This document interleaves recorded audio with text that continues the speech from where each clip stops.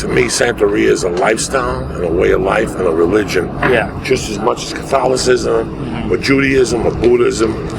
The advantage that Santeria gives you is that it's a living, breathing religion. Okay. You can check in on yourself. Yeah. That's good and that's bad because that lets people think it's a fucking fortune show. Yeah. Yeah. So now people find out about this, and all of a sudden they're like, "Hey, what do you think about? Should I go see your guy?" And if they don't like what they hear, that's the end of their Santeria. Yeah. Santeria is not a lady throwing cards and telling you your past and your future. It's not coins. It's somebody telling you your energy and what you could do to make it even fucking better. Okay. So, how did you first experience it? Your introduction. I was a child, and I'm Cuban. Yeah. And at the house, I saw certain things. Okay. And at first, I said, whatever, it's a little statue. Yeah. Some shit she do by the door. I noticed on Mondays, my mom was huge on Mondays. Monday is the Spirit's Day. Oh, okay. Monday, you cook, you clean the house, you set out new glasses with water in them, you put a cigar in them, and you offer a meal to whoever loved one you lost.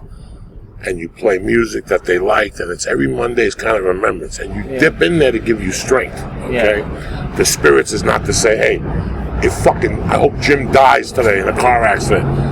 That's what it became later. Yeah. So I was a sickly kid. When I came from Cuba, I was always sick, my tonsils.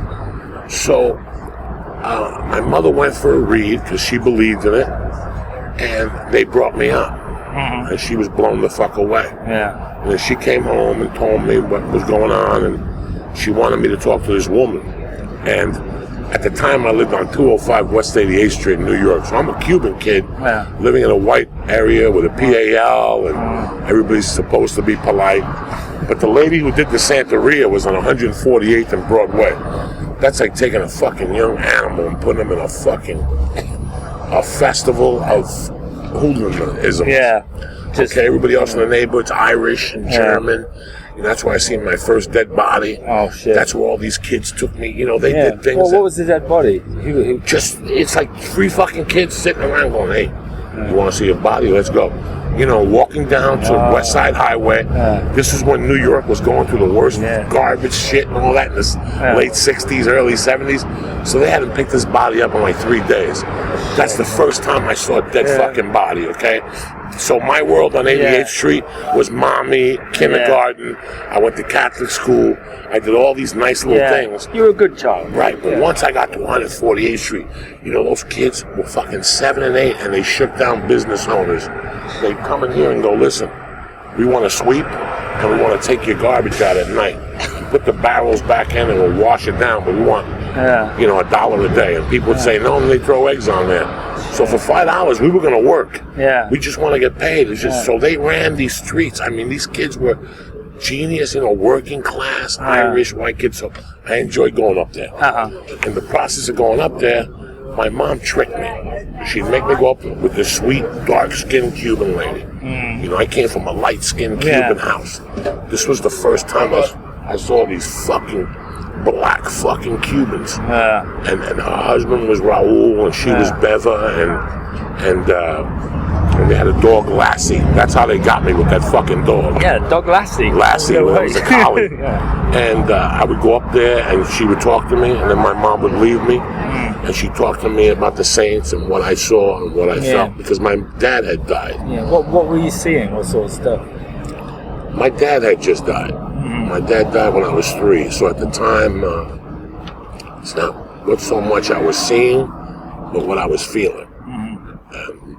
And my mother's read, that's what they told him. Yeah. He wants this kid. He's coming back for this kid. He loved that kid, And so he was always around. So the sickness, the diseases, the throat infections I kept getting, the no eating, all that stuff, coupled with my spiritual needs and just... When I was born, my dad died, which meant that your head is bigger than your father's in that religion. Okay. It's called an abiku. Bruce Lee was abiku. Yeah. You lose a brother Bruce Lee lost a brother. I lost a brother. I never met him. My mom Yeah. lost a kid, and then I was born after that. Yeah. So they say it's two heads. Two heads are stronger than one.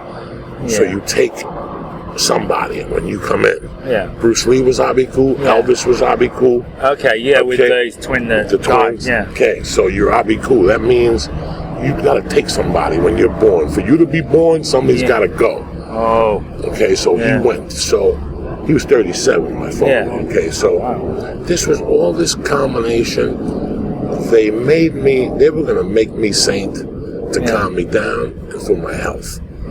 Okay, so the saints that they put in my head were Batala, which is the father, the old man. Yeah. And he comes in several divinities. The divinity that I had was the warrior, Ayaguna. You know, he shows up with a fucking lion and a sword, this motherfucker. You know, and his greatest quote was, Chango went to him one day. God went to him and said, "What the fuck is wrong with you? Everywhere you go, there's a fucking war. You know, you're supposed to be the god of peace." And he goes, "In war, there's change. Yeah. People got to Yeah. fight themselves to change." And that's his greatest quote of Yaguna. So, and then my mother was Ochun. So, you know, they prep you for 6 months. Yeah. I would go to my godmother's on the weekend, and she would just tell me stories. So what were you thinking when you were doing this? Were you just like a kid going, I'm just going to do this because this might work for me? Or were you feeling it and you thinking this is working as I'm I was going feeling along? something. Yeah. At the time, we're very Catholic. You know, we're Catholic. Yeah. I wasn't feeling that shit. But this I was feeling. I was feeling the stories. But is it because it's got a brighter mythology and it's more exciting? Yes, I was feeling the stories. I was feeling who my mother was and what she did and who my father was. I was feeling all this. I was really feeling it. Yeah. I felt comfortable. I felt at home, you know. And then after they did the read, because it's a 7-day process, and they do a read. You know, the first day you're up all night, and then they shave your head, and you have to dress in white. And, why'd you have to dress in white? Just to cleanse you. You start all over again in the world. Okay. And then the third day is when they read to see who your other patron saint is. Okay. When you're made under one saint, but then they go to flip and they all laugh who it's going to be. Yeah. Oh, I saw him doing this the other day, whatever. And with me, it was Ochun, the mother of sweetness. Okay. She comes in laughing, but she'll fucking take your head off. You know what I'm saying?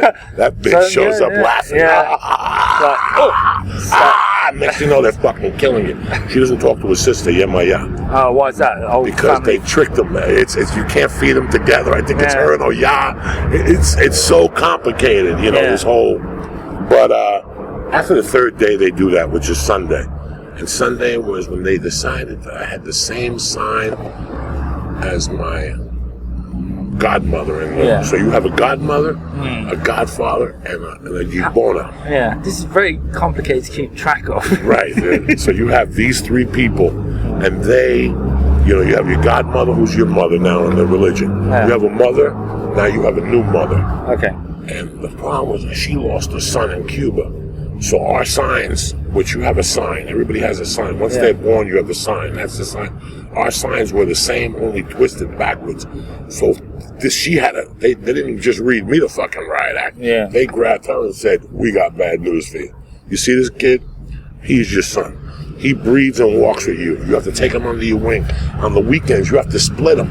3 days with the real mother and 3 days with this lady." And people just take that as true. My mother, I loved her. There was never, the husband was great. They had a kid, a daughter, you know, it was 148th Street. Yeah. I sold glue. That's how I sold glue to this Jew addict, the glue addict.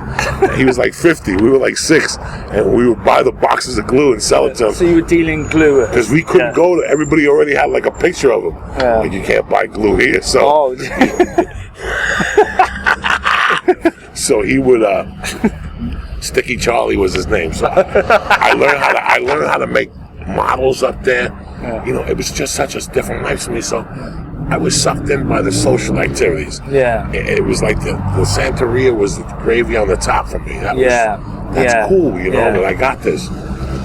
So, you know, you dress in white for a year. My mother had to go to the high school, the grammar school in Bragg. Every day. Every day. So they have to ask the saint. Now, my signs were very different than a lot of people. Bacalar really wanted me under his thing, so I was allowed to wear color clothes in school, but at 3:01 I had to run home and put white clothes on. I wasn't allowed to hang out on street corners. I'm not allowed to really, I have to ask permission before I go everywhere. Like before I get in a strange car, I'm supposed to ask permission. Before, just they fucking grabbed me through the ruler a lot more than my mother, you know. And you're there for 7 days, and then you go out into the world. And I'll tell you, man, when I went out into the world after 7 days, for years I loved what I did. I loved it. I loved my Santeria life. My friends didn't know about it. It was my own little secret world. How come your friends didn't know? You didn't tell them? Because they didn't need to know. See, I had 2 lives when I was growing up. I was a kid from the neighborhood, but my mother was Cuban. Yeah. They had a numbers bank, you know.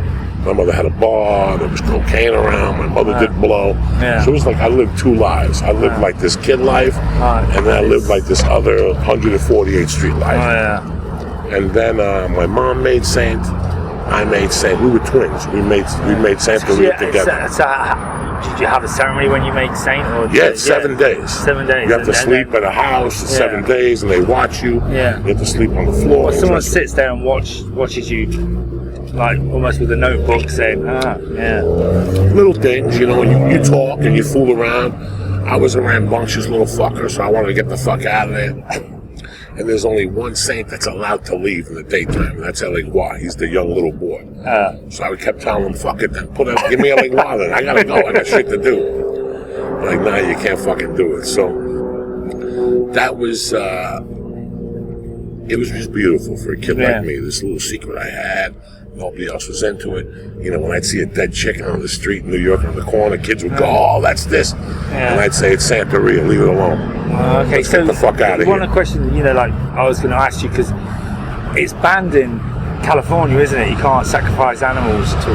I don't know. I don't sacrifice animals anymore, so I don't know. I don't know what the rules are in California, but in Jersey, you had to go to Marlboro, New Jersey, and buy animals, then bring them up, and I didn't really know how it worked. That to me was the after. They threw that to me as the by the way later. I knew about the chickens, and that's it, but I didn't know about the goats and the bigger goats and the fucking... So you weren't there with a machete? No, I was a young kid. And then after 3 days, they have a thing what's called an ita. Ita is when they read you your future. Your path. Very subtly. And my ita was, I was going to be a doctor or a lawyer, that I was not allowed to have weapons, There was just so many things. I had to ask permission. And these are the boundaries that you have to live by. It sounds very restrictive, almost as much. For me, it was very restrictive because I was a sponge. And I listened and I listened. Now, at this time, Santeria is beautiful to me. I would spend the weekends with my godmother, and we'd read other people, and she'd say to me, what do you think? So here I'm an 8-year-old in a fucking room with adults telling them, listen, you got to stop doing this. And they're looking at me like, who the fuck is this kid? Because I have a Bacalar, and he's he's like the judge and the jury. So they would say to me, what do you think? And I'm like, what the fuck? You got to stop fucking eating chicken, whatever the fuck. Whatever the guy says, that's why Santeria don't work for a lot of people. Because it checks you. And it checks you constantly. So I'm going to take you through this really fast so you understand where my energy comes from. Okay. Now, the religion I was brought into was very secretive. It was very on a need-to-know basis. Since I had already learned how to be very subtle about, hey, your mom's name was in the paper last week for numbers. I don't know, some basketball fucking game. What do you want to do? You want to go eat chicken or what? You know what I'm saying? And it went away. So I always knew, but my godmother started getting celebrities by 73, because I made Saint when I was 7. This is 1970. So the band came into New York, the Fania label. And it was called the Fania All-Stars. Hector Lavoe, Willie Colon, Celia Cruz. They went to Japan, they went to Africa for the Muhammad Ali thing. But their big concert film was in New York, and it's called Our Latin Thing. And she had 2 of the motherfuckers in that band. She had Larry Harlow, the Jew piano player, and she had Roberto Roena. When you said have, what do you mean by that? She was their godmother. She was their social advisor. But by this time, also, something else came into this country that nobody ever seen. Cocaine. Cocaine was coming in by the boatloads. So this guy had money. These guys had money. Yeah. So I saw, and my mother was involved in it also. So I saw my godmother go from a Cuban, African, stern godmother to didn't drink, didn't smoke. I mean, we were all in bed at 10 o'clock every night. To now, she's at concerts at night with me. You know, and she's doing this and she's doing that. She's taking me a lot. And it's very good, but she's running through a different element now. Yeah. And that element came, then the drug dealers started coming to her. Now, as you know, when they busted into Noriega's house, he had Santeria in his closet. Yes. Fidel Castro is a big Santeria fucking guy. You know, I'm not prejudiced with whoever's into it. Yeah. But after being 50 years old and being in the religion for 43 years, I've seen it and I know the feelings. And I know that Santeria is basically a religion of energies. And you fucking feel them, you don't feel them, you don't like things. It's very close to... Is it a constant, like, doom, doom, doom? Every situation you're in, you're using it to judge every situation? No, but it's very... It warns you, and then it lets you fall into the fucking trap yourself. Yeah.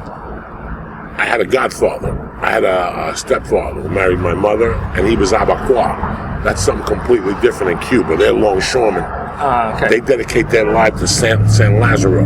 Okay. The saint with the dogs and shit. Okay. That's why you can't hit dogs or have bad transactions in front of them. Their punishment is they slash your ass with a straight razor. Shit. They all carry straight razors. Yeah. They don't eat pussy. Why? Because it weakens them as a man. This is a manhood, a brotherhood of Cuba.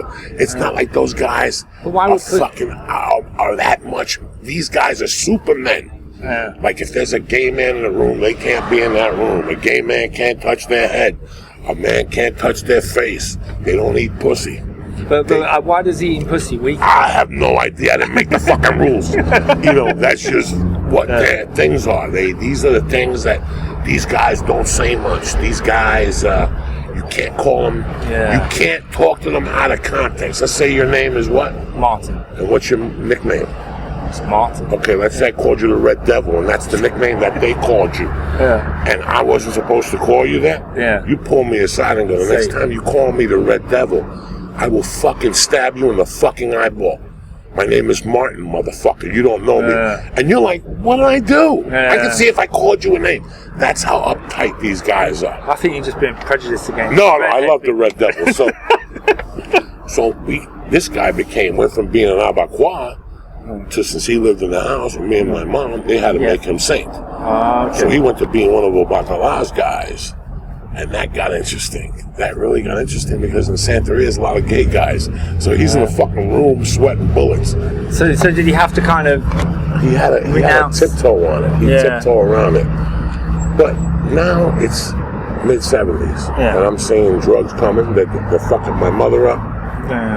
And on top of this, my godmother's not doing the drugs, but she's representing these guys. She's taking these guys because they're coming and going, listen, I don't want to go to jail. What do I got to do? Yeah, sure. And she'd say, pray to Bacala, give them a donation of $10,000, whatever. I come to you with a fucking pocket full of money, wanting to give it to you because I want it. You do what you do. Yeah. So this is where now this whole time, I'm believing in Santeria, but I'm getting to be 12. I'm starting to eat my own pussy. I'm starting to go out with girls. And you bad man. You know, and I'm starting to do my shit. And I'm not noticing all this. My mom and my stepfather break up. You know, at the house, we had them in the closet. You had a closet with all the saints, and we shared them. And we killed animals at the house from time to time. My mom had Santeria parties. We celebrate. But I always remember the teachings of my godmother. By the time I was in high school, my godmother was my godmother, but a lot of things had happened at that time, and they were all drugs and money and this and that. So the ties were severed. Me in my heart, I still love my godmother. Yeah. My stepfather and my mom break up. This is when I started learning about the religion, and this is when I could explain to you how the religion affected me. My mother breaks up with my stepfather. In that time, the New Jersey lottery gets picked up in New York. So my mother's primary business was the bar, but her real money maker was numbers. Okay. So once the lottery came, that took a chunk out of her. Yeah. A couple of arrests. Her and my father were having problems. She couldn't go to work a few days. Business went down. The police was sick. A cop got killed in my hometown, which I'll get to that later. A Cuban cop got fucking slaughtered by bullets for shaking down Cuban bar owners. Oh, okay. All this bad energy was around. Santeria is a beautiful fucking religion. It's a religion of beauty and hope. And if you read the African stuff, nowhere in there should there be fucking murder and drugs and cursing and yelling. If you ever go to a Santeria party, as soon as you walk in, you're taken by the drums. Your heart starts fucking beating. Then you'll see a chick with dark skin shaking her ass. And you get these fucking emotions. But it's not like your dick is hard. It's like you're in fucking another planet. You're floating. It's like you're doing ecstasy, kind of, sort of. All of a sudden, this element started coming to my father and his goofy fucking friends. And the drug dealers started coming in, and they're doing drugs at the Santeria parties. And I'm seeing this. But there was one guy in particular. I went home 6 weeks ago. The guy's name was, and you can look him up if you want. His name was Garcia, but we called him Dati, was his middle name. And I went home 4 weeks ago to do comedy in New York, and my cousin picked me up, who was also involved in Santeria when we were growing up. And on the drive to the city, we were discussing Dati. Yeah. And I go, did you ever visit Dati in prison? He goes, nah, towards the end when he shot the kid and the woman and the child, it was all over after that. And I said, they made Dati a saint in my house. And he looked me in the face and he goes, you really think about it. He should have never been a saint. That's a huge statement that I knew for years. This guy was killing people. Nothing could save him. Yeah. So my mother gets into this trouble. This Andres Garcia, that's his name, Andres Garcia, that they call Tati, had grown up with my mother, but better yet, he grew up with my father in Cuba since they were kids.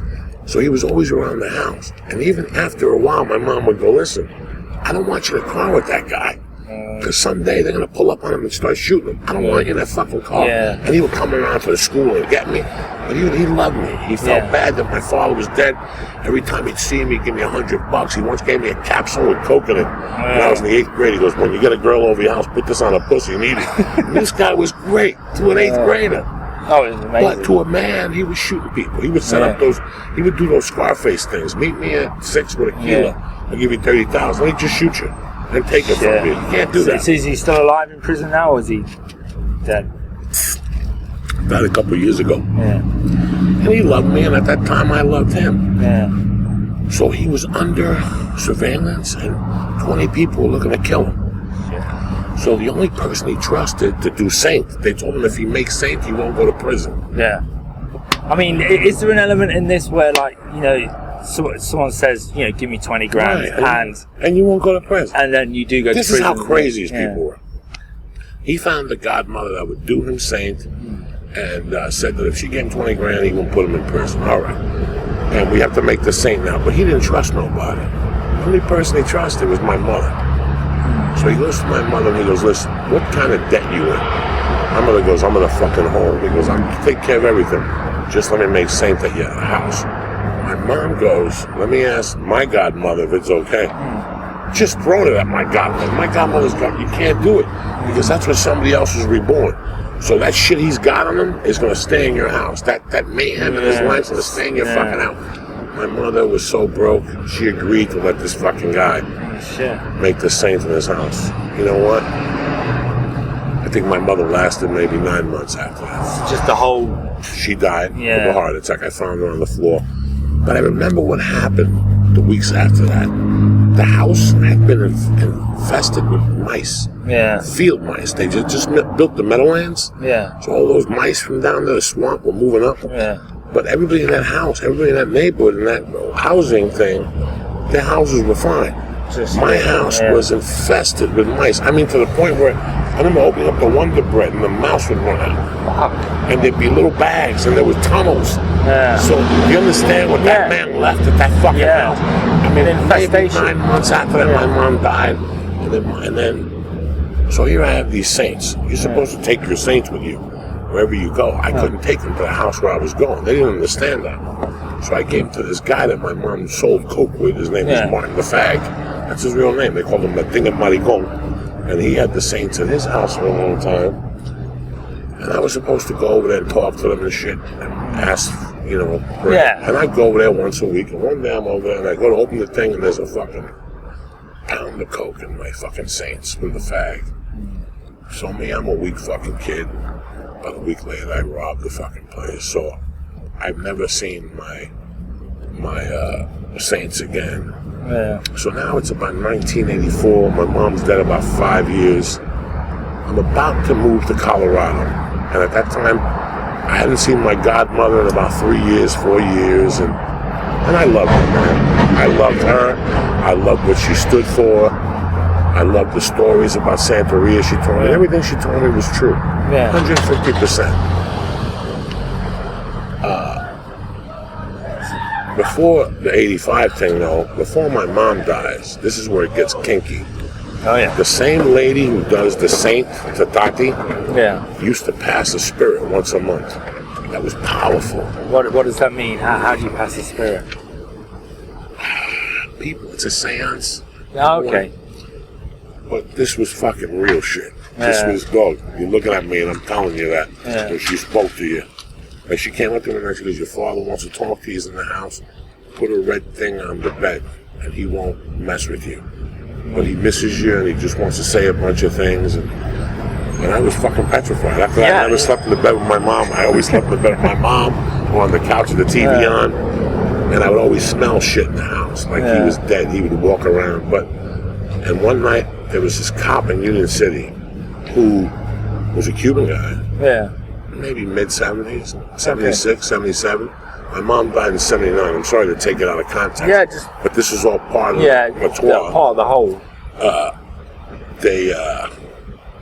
He would shake down the Cuban owners. And one day I walked into my mom's bar, and he was in there with his long hair with this white cop. And he's just yelling at my mom. Like, fuck you, I know what you're doing. And my mom was like, listen, dog, you could accuse me of shit, but you better lower your fucking voice. I mean, it was ugly.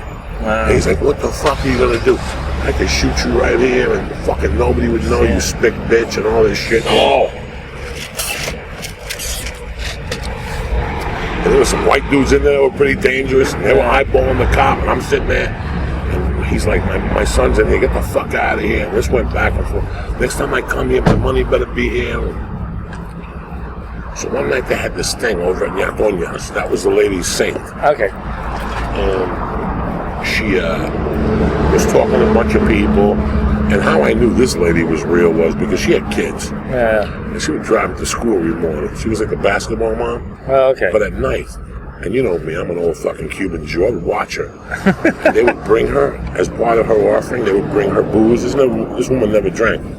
But her favorite booze was that, what's 140? You know, the shit lethal alcohol, they call it. Makes you blind. And she would open those things up and drink it, like the way I'm drinking this green tea. Yeah. And the next day I'd go over there, she wouldn't be hungover. So, and I'd watch the lid to make sure it was broken. My mom had a bar, so I knew about breaking the lid and filling it up. So, but one night she took a dish. She was talking to my mom, and she goes, you have a lot of problems. You have a guy that's bothering you. My mom was like, yeah. And she looked around, she picked up a white dish. She palmed it, and she took a candle, and she went like this with it. And she goes, this is the guy that's bothering you? And there was an image of a guy with a beard. And she took the dish, she goes, 7 days, done. But she broke it. You know, I went home and I go, this is when we find out she's a fraud. Listen, bro, about a week later, there's a shootout in Union City. This guy gets killed, machine gun to fucking death. This is going to make pick up the cop that was in the fucking car with him. Till this day, he's retired. And he talks about he couldn't get out of it, that the car was locked. Yeah, like he didn't know what I saw. He didn't know what I saw. And that's when I started believing a little bit. Yeah, that's when my heart. A bit more seriously. So now my mom dies. I know that this shit's real. I saw how they told my mother, don't fucking do that saint. I remember the night before he was going to do it, my godmother called my mother and said, I'll give you $20,000. Give him $20,000 to call it off. Until the house got raided and that you can't do it if they're watching the house. And my mom was like, no, I gave my word, and that was it. Her word cost her life. So, in 1985, I'm in the city. I'm about to leave to Colorado. I go to 148th Street to buy weed, and that's where my godmother lived. That was the hot spot for weed. I buy the weed, and I go, you know what? Let me go see this woman. It's been years. I walk up the stairs. She owned the 3 buildings on the corner of 148th Street. Okay. I walk up the stairs. I rang the doorbell. She opened the door. She fucking went into tears. I hadn't seen her in maybe 2 years. My mom had died. She hugged me. She's like, I always pray for you. I light candles for you. You're my son, you know. She goes, let me read your cards, you know. I hung out for a few hours. She cooked for me. And in the reading, she goes, first of all, she hadn't seen me. Or we didn't run in the same circles. And she goes, for starters, listen, stop doing that white shit. Yeah. You know, you're a son of a bacalao. Your evil is white. You can't eat sugar, really. You can't, you know, I can't really eat coconut. I can't eat anything white. Anything white doesn't agree with me. Flour. Okay, yeah. So she goes, you gotta stop with that shit. And number 2, don't do any business dealings with 3 people. She goes, we talked about this when you were a kid. It's coming up again. Don't mess with 3 people. It's either 4, because 2 could always team up against you. Yeah. And I walked out there, I gave her a kiss. She gave me $50 or whatever the fuck she gave me. And I walked out and I never saw her again. 1987, I go to jail for kidnapping, aggravated robbery, accessory to a felony. It's cocaine. I did a kidnapping with 2 other guys. And there you go. 2 of them flipped and went against me. So have you got any, you know, like you're saying that kept coming up and up and up through your childhood, and it was kind of like maybe leading to that point with the cocaine and the kidnapping and all that, and the 2 other guys. Is there anything now that you've been warned about that you could be heading towards, or? About 6 months after I stopped doing blow, I did this movie. I stopped doing blow on my own. No rehab, no nothing. I went the old-fashioned way. I made a promise about my cat. I have a kitten, and he was sickly, and I said, if he lives, I'll never fucking do blow again. The cat lived. That's a Santeria promise. Santeria people, you know, a lot of people go, I asked Bacala for a house. No. That's not what you do. You tell a Bacala that you give me a fucking house, I'll have a room in there dedicated to you. I'll have a white goat for you every fucking Friday. You're going to be eating white virgin goats. You understand me? And I'll give you what you want. That's how it works. You've got to keep the promise, though. You have to keep the promise. So all those years I was on the coke, I thought about going and seeing somebody, but can't fake the funk, bro. Can't walk in there with that essence on you. And I thought about it, and I stopped doing the blow on my own, and I did this movie, and I was looking at the cameraman, and he had a bracelet on. I went up to him, and I go, Bacala. He looks at me, he goes, how'd you know? And we started talking. And I go, you got a guy? And he goes, I got a great guy, you know, and I called the guy, and it took about a month to see me, and I went over there, and I saw him, and I've been going to see him for the last 6 years. And everything he tells me, I do to the letter. From marrying my wife. I went to see him on a Tuesday, and he goes, you got to marry that girl because she's getting second thought, blah, blah, blah. I went right on the phone, called her, and we married a month later. Oh, wow. He told me that something big was coming my way, blah, blah, blah, and I had a baby girl. You know, he's told me certain things. I've been recommunicating with, you know, little things to do. You know, one of my big things is the same thing. Once I get a house, I'm going to have another room for him. I got to get him all his things. It's going to cost me $100,000. You're not doing the goat thing, are you, though? I'm going to have to. You know, that's what they want to be fed. You know, you have to feed them. I can't do it. Somebody will come in and do it or whatever. But do you think, like you're saying... I'm 50. I'm 50. My wife just had a child. After we had the child, before I baptized the child, I took him to see him. And he does something so if the child dies, you don't go to limbo and it has a memory. And he said that she wasn't even from the saints. She came from the witches. There's a gift to me from the witches that they owed me for taking things from me. So who are the witches? I have no fucking idea. I just left it at that. But I see what my life is now, and now I'm very Bacala oriented. I went back to my roots, and that's why I've had success the last 6 years. Because It wasn't just me quitting cocaine. It was, I went back to my roots. Every morning when I wake up, I pray to Bacala, and I pray to Ochun. I put honey out for her. I taste it. You have to taste it before you give it to her because somebody tried to poison it once. So you have to taste it. Every Monday, I put out new glasses with water, and I light a cigar for my mother and my father, the kids that I grew up with in high school that died, a girl that sent me a card to her senior graduation, and she died that weekend. And I knew her parents, and every Monday I do things for them. I don't put food out, but I pray for them. I take a moment out for them on Mondays. Do you think it's growing as a religion? Because, you know, like, they're saying it's like the fastest growing religion in Los Angeles at the moment. Well, here's the problem with the fastest fucking growing religion in Los Angeles is that what type of people in Los Angeles? People that hit a fucking lottery.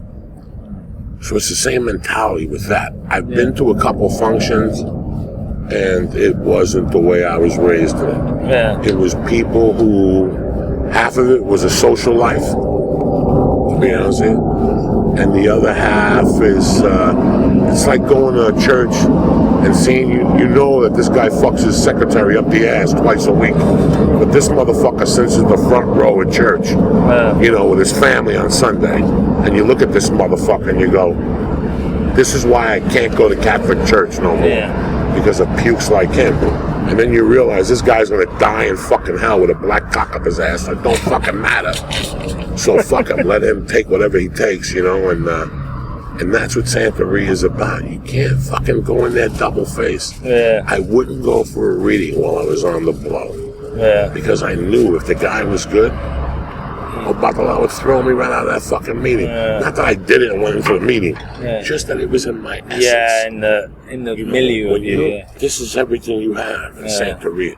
You can't even take the saint with you. When you die, you have to have a ceremony and leave the saint here, and then the saint decides whether he wants to stay in your fucking living room or he wants to live in your backyard or whatever. I don't remember the process.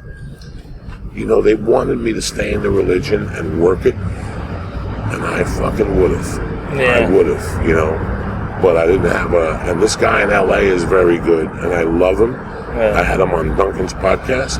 That gentleman, he's great. He gives one of the best readings in town. But at his one function, I saw that there was a lot of people that, if there was 20 people there, 12 of them shouldn't even have been there. Scratch card, looking to win that scratch card. Just looking to win the scratch card. It's a social thing. Oh my God, this is so much fun. This ain't fun, bitch. This is work. This is work. Like I said, it's a living, breathing religion. So you think there's like, it's just a bit fashionable at the moment almost, you know, like people looking for easy. Listen, bro, it's like everything else. Yeah. You know, I'm not saying you, but you see how many people now have glasses on because they don't want to look like a fucking moron. So glasses are really not going to let me be a fucking moron. I can still tell you're a fucking moron with those glasses on because you're a fucking cheap. So, you know, you ever meet a guy and he's got a girlfriend and he's into Harleys, so she loves something into Harleys, and she's trying to talk to you, and you're looking at her thinking, would you shut the fuck up? You're a fucking follower. You're not the main cause here. I don't like those people in Santeria. You know how many people I've recruited into Santeria in my 43 years? How many? One. And who's that? A friend of mine, because I thought that we always think about each other at different times, and he's so spiritual. He's a Mexican dude. But he don't get it because he was raised here and he's a conspiracy theorist. So he wouldn't understand it. He would look at, he actually goes to psychics. So I can't even correlate. I can't. He's doomed already. But I don't like that part of it. I don't like that. My godmother, for a year, I had to go up there every fucking weekend and sit there and take an earbeat and listen to stories about Ogun going into the mountains and Ochun going in there with honey and getting them out. And, you know, about Obatala, how he would fucking go into the mountains and grow a beard and change his appearance to trick people and come at people. You know, I had to fall in love with it. You have the rich tapestry of it. I fell in love with it. Yeah, not like the sort of walk in for a takeaway religion where you just... You know, I was at a party one time and I saw this couple down the street fixing themselves up. Like, you know, how do I look? And he was dressed in white with black shoes. You fucking mutt. You fucking mutt. How can you be dressed in white and then have black shoes on? You're a fucking mutt. You understand me? And that's what I mean. These people, it's like couple of years ago, I had a friend who kept fucking around with devil worshippers. One day I told him, I said, listen, the people you're messing with are real. They're not even real. They're fucking morons. But in their mind, this is the way to go. In every aspect of my life, I want to deal with real people. Yeah. I want you to know, it's like the people that are comedians. And I come here with them, and all of a sudden I see them 3 years ago. I'm like, what's up, though? Oh, I quit comedy. I'm a cameraman now. No, you confused cunt. You're a confused cunt. You don't even know what you want. I'm a comedian until they put me in that fucking hole. Same thing with Santeria. My wife's a Christian. I don't go to a fucking church. You know why? And I go to Catholic church. Because Santeria told me you can't really step into other churches. He said, I asked permission. Can I go into Catholic church? I really like the Catholic religion. Yeah. And that's the good thing. You can ask permission. What about your wife? Have you thought about getting her to do it? How does she feel about it? If I go for a reading and they particularly talk to me about my wife or my daughter, then I would have to do something. I would have to think about the source, what they're saying, and see what my life is. But I'm not one of those guys. I don't want my wife and me to have the same fucking interest. I talked to my wife about it. I bought her a book. I bought a book and left it at the house. She was raised. She's from the South. She was raised in a Christian way. I'm the type of guy I would never want to beat that into my wife. I want my wife to come to me and say, hey, I read the book and it's a beautiful religion. I tell her every day, look what's going on in the house. So she's cool with it. My wife is 50. I'm 50. My wife's 43. We just had a child. I did time. I've been smoking dope for 30 fucking years. She's not just a child. She's a beautiful little fucking girl that we don't even know where she's been. And in my heart, I gotta tell you, she's been there the whole time. Michael Bacala, she's been there the whole time. And it's just she just decided to come out now. Fruit is better. Now, after 14 years, I've been with her for 14 years. I just didn't meet her 2 years ago. 14 years. Now she decides to have a kid. How many times I banged my wife and forth? I'm a horny fat fuck. You know what I'm saying? So I believe. I'm back on the train. I'm back.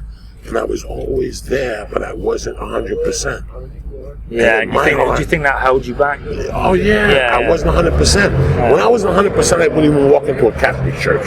Yeah. Because you're not 100%. Yeah. You coming in here to pray, meanwhile, you're walking crooked. Like most fucking Americans and most people. Yeah. They want help, but they don't want to put the work in. With Santeria, you got to put the fucking work in.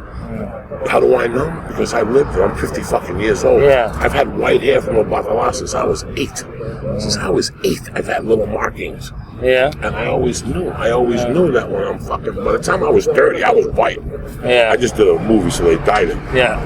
I did some Disney movies. So what do your friends think of it? They don't say dick. Yeah. I laugh about it with Joe Rogan. I laugh about it with Eddie Bravo. I laugh about it with my wife.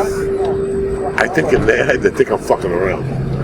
But I've never broke it down for them either. Like I said, it's not a conversation that I offer. Yeah. Don't you hate when somebody comes up to you and starts telling you about their religion and tries to tell you to come by their church one time? You sound like a Mormon then, right? It really fucks with, you know what I'm saying? Yeah. I was at a movie shoot 2 weeks ago. And it's a low-budget movie, okay? But I've been on low-budget movies where the fucking tables are filled with food. 2 days I had to show up with donuts for this movie. Oh, shit. The other day, another guy bought McDonald's breakfast. Shit. SAG says that call them and rat them. If you could do a movie and you see the tables like, call and rat on them. Yeah. And I've always said, that's not about rules. That's about being a man. You know what? You're doing my movie, and there's fucking peanut butter and bread. Get $100 out. Go get these fucking guys some Kentucky Fried Chicken and some mashed potatoes and feed them, you know? Well, I'm looking at this table and how light it is, and the executive producer comes over to me and Dean Cain, meanwhile. And he's like, I only answer to one man, Christ the Savior. And I'm looking at this guy, another Christian, that he's so much of a Christian. There's no food on there.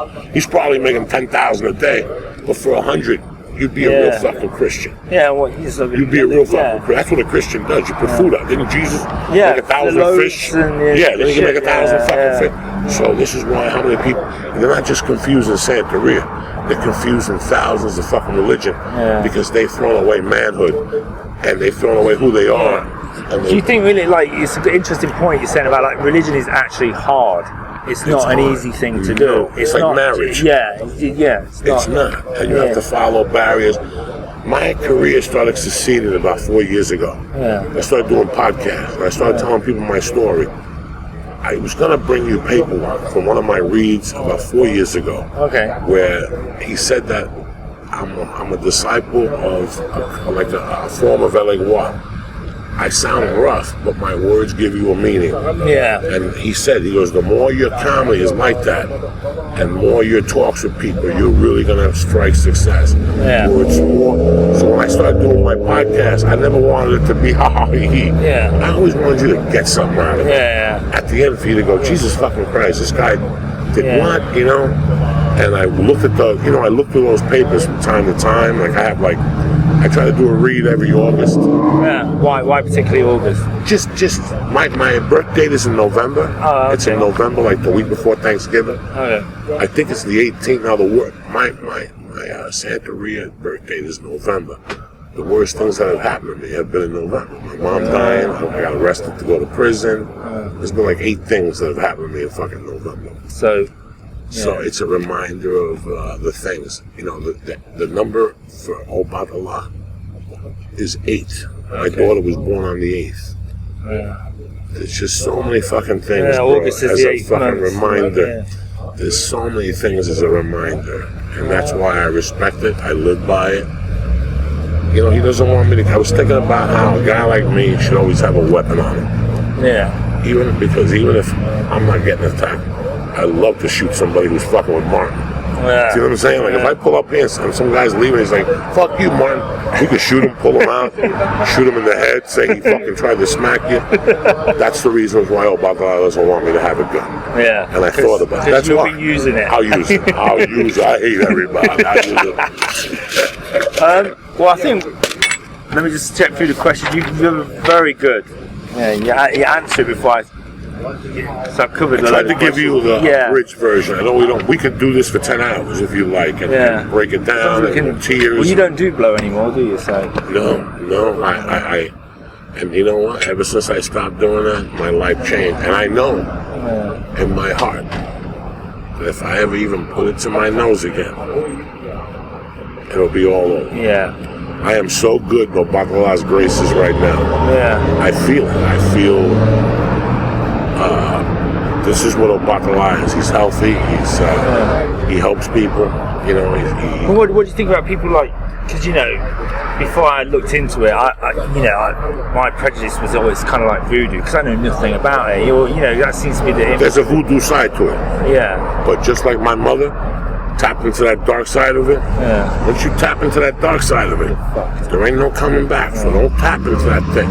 I've heard thousands of stories. I've heard stories when I was a kid of people going to trial for something and walking into a courtroom and blowing powder and the judge fucking starts coughing. I've heard so many voodoo fucking stories. Yeah. And I tell you, for a long time when I was younger, I would do that. Obatala, if you're for real, give me $300 on Friday so I can fuck this chick. That's not what Obatala does. No. Obatala is your health, your mind, and he strengthens your mind so much that you go out and learn how to do those things. Yeah. He strengthens you. Every morning when I get up, I have this powder. It's shelled powder. They shell it down, and it's Obatala's. Oh, okay. I forget what it's called. Cacarilla. Okay. And it belongs to Obatala. It's a white shell. What do you do with it? You blow and I break it, and I pray. And I Yeah. pray for my enemies. I pray for my wife. I pray that my God, my Obatala. Listen, man, this is the other part of it. My mom died when I was 16. I was fucking crazy. Yeah. So I was 28, all right? So that's 12 years. In 12 years, there was 1,000 bad situations. I'm still here. Somebody watched me. Every time I get scared about my daughter and my wife go to Target and I don't go with them, I always say to myself, wow, at the end of the thing, after I go through all the emotions of what if this happens? I'm one of those fucking morons. I gotta go to a psychotherapist to hypnotize me. I go to myself, what am I worried about? Oh, Batala took care of me all those fucking years. In the bad, really bad times. Oh my God. Yeah, and I always knew I was going to come back home. I just didn't know when, you know. So you always had the faith. I always had the faith. Yeah. I always knew something. I didn't know what. I always, you know, when I was 16, 17, 18, 19, I wanted to die. I just didn't have the balls to pull the trigger. Because I knew, and I knew that it was Batala that kind of moved your hand away from the gun. I got 1,000 stories. How I found money, how, you know, just stories that you go, Jesus fucking Christ. You know, I was on my way out, and all of a sudden, I go to fucking supermarket, and a lady walks past with a purse with an envelope filled with money sticking out, and all I gotta do is tap the envelope and it falls. Just 1,000 stories that. Would you say you were a bad person in them days, or were you just absolutely? Yeah. I was listen, man. When society takes your mother at 14, 15, and you believe, your fucking central nervous belief system breaks down. You know, in my mind, how could fucking God take away my mother? Fuck that bitch. Fuck him. You know, fuck him. Fuck Batala. Fuck the world. Fuck the world. So for 3 or 4 or 5 or 6 years, I ran with fuck the world mentality. I didn't give a fuck. If you left that camera there, it was mine. Yeah. If you left, I didn't give a fuck about nobody because the world didn't give a fuck about me. And then people started caring about me, and that turned me around. I got a lot of good friends from high school and stuff and we joke around about Santeria. I tell them, I'm going to cut a chicken's head off for you. And they're like, yeah, I need it. Cut a couple chickens' heads off. Poor chickens. Yeah, poor little. But, you know, a lot of people cut chickens' heads off for sacrificial. Well, this guy we were talking to, he was saying that he's really angry about it. He's not being allowed to cut chickens' heads off because he said, you know, at Thanksgiving, they kill billions of fucking turkeys, don't they? Each year, which is a kind of sacrifice. That was his argument, anyway. You know, it's funny, like, I feel bad that I'm not involved in it more, and I'm waiting to see if I can go to Cuba and take care of some stuff. Yeah. Said, have you been back to Cuba? No, you can leave. There's a Cuban community in Downey. Okay. The real heavy-duty Santeria guys, they want fucking thousands. Like, I talked to a guy in Miami, the door guy at the Improv, and his guy, just for give you a saying, 15 grand. To give you Eligua and Ogun, 15 fucking grand. That's before anything. The religion's got to be 40, 50 to get in now, 60 grand minus the animals. Shit. So you got up a bit of money to... I paid 7, 8 grand. I think me and my mom paid 7 grand. This is before the other part of it came in. Yeah. And now people have to run it like a corporation, I guarantee it. Do you think there's like some inflationary pressure? You know what I mean? Like, because you're saying like the dealers and all that were just flashing out big money, man. And it pushes the price up. But doesn't that like price people out? In a way, or do people always find them? People always go to the ones that, but it's funny, there was a lot of shams became, that's how shams, you know, they have Palo Mayimbe, there's a lot of religions that come in this realm that people confuse with Santeria, and it eats me alive, like the guy in Mexican drug dealer that was killing bodies and sacrificing people for power, that's Palo Mayimbe, that's something that I don't want nothing to do with. That's not, I don't want to put, that's where people confuse themselves with Santeria. That it's something to put bad on people. And no, it's to strengthen you, to make your heart stronger. And each one of these saints helps you in a different way. Like in my last couple of reads, Eligua and Ogun have really been helping my career. Ogun's been cutting down trees. Ogun's the saint. He's the master of iron. He shows up with an axe, fucking buzzsaws, and fucking knives. So he's been cutting down through the walls from, letting the word out, and I'm very fortunate, man. But when you say, say I say, well, I want to get into it, what's your advice to me? I want you to go to Barnes & Noble and I want you to read everything up on it. I want you to read everything up on it. Because I'm hoping that after you read 9 or after you read for 40 months, 120 days for 4 months, that you'll say this is too much. I want you to know what you're getting yourself into. I want you to hang out with authentic people. Like I want you to scoop it out, the authentic Cubans or the Brazilians, which I don't know what their thing is. You know, the guy that I was messing around with here in L.A., he messes around with the Brazilian people, but he goes to fucking Africa. He goes to Nigeria. Oh, fucking this guy goes to the home and the source. He just had two ceremonies over there. Two people that I know went to Africa with him. That's got to be fucking brutal doing it in Africa. Jesus, yeah. But and that it's not what people think. It was never that for me. It became that in my house. And now I look back at that and I'm like, what a fuck up they did with a beautiful thing. If they would have kept it simple, my mother would have still been fucking alive. But that whole group of people turned it into something else. They turned it into Santeria to do whatever bad thing they want in their life. And that's not what it's about. You give that saint $1 million, he can't spend it. He's an entity. It goes into somebody's fucking pocket, you fucking idiot. That's selling you a dream that you could do drugs and do whatever the fuck you prefer to do, carry weapons. And that's what they want you to do up above. Really? That was their intention. That's what the African gods wanted you to do. That's my conversation.